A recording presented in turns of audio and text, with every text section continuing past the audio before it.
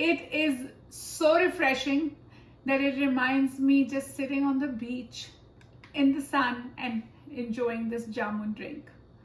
I'm separating jamun flesh from the pit.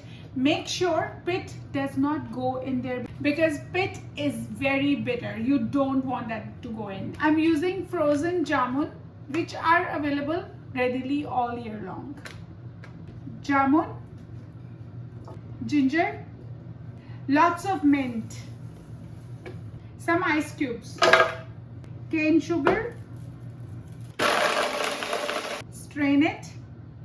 Look at this deep royal purple color, jamunu color that we call. We are straining so that the mint sprigs that we added should not come to our mouth, so this becomes very, very smooth.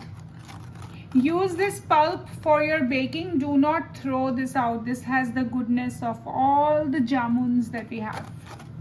Ice, lemon juice,